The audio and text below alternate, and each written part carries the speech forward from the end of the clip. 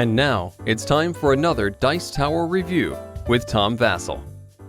Not everyone likes board games. I wish everyone did. That's why I'm doing these reviews. Board games are great, but I'll tell you something that I think is true.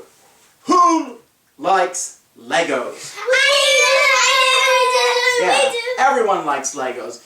This game here, Ramses Pyramid, is where you're taking a game and mixing it with Legos. Basically, the Lego company is producing games. Now, this is the first one that I've reviewed. What do we think of it?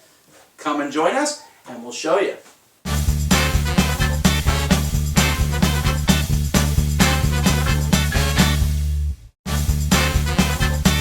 Here is the Lego Pyramid, which you build the same way you do every other Lego. Step-by-step instructions, which are included, including details of all the pieces, and that's fun.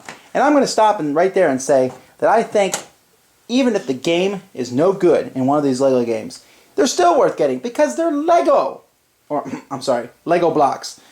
But anyway, this is how it's set up. Each player is going to be one of these wee little guys. They're weenie. Okay? And they're going to start here on the starting space. And they're going to be moving from brown space to brown space around the board. And then they start climbing up the pyramid to the top. The problem is at the top of the pyramid are a bunch of skeletons. Mummies. Ooh, mummies. Sorry. Mummies at the top. Mummy king or queen. And the mummy king or queen. Real pain in the neck. Now, one of the neatest things about any Lego game is the Lego die.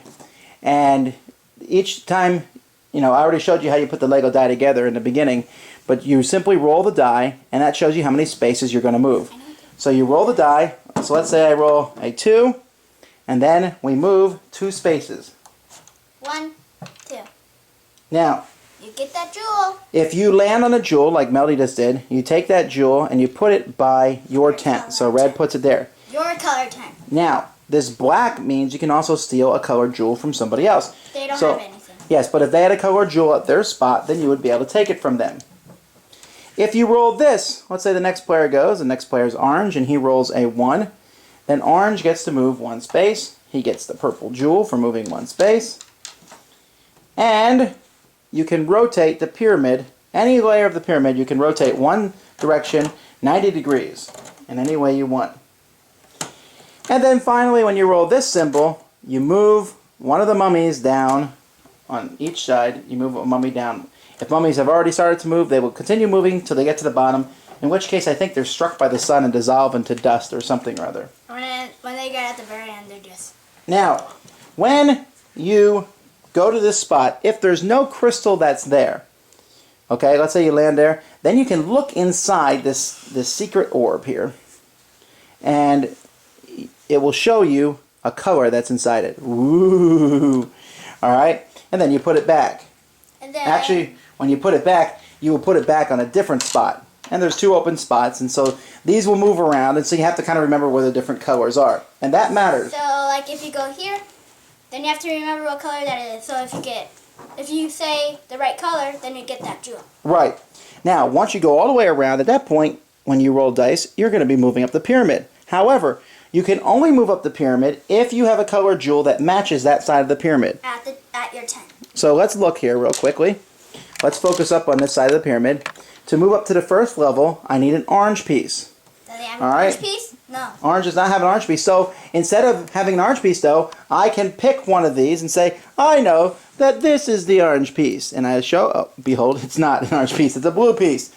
What kind of nonsense is that? But if I know where all the colors are, then it's easy for me to get up. I can even move sideways around here if I have a yellow piece and move around. The problem is I have to be careful of those mummies. If they touch you, then you have to go all the way back to the bottom. Right. Or if they go on your level. On Right. that side. So eventually, somebody will get to the Mummy King.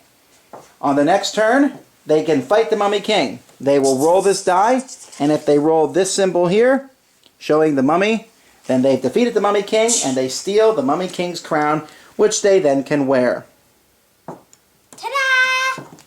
Now, you can even play with an extra level of fun, that once you have defeated the mummy, you can go inside the temple, and you have to have those treasures that are inside. Or basically, you can make any kind of rules you want. In fact, you can go to lego.com or games.lego.com and find out rules that people have made. But that's the basic game. Somebody's going to win. It doesn't take very long, 20 to 30 minutes. So do we like... Hey, shut the door!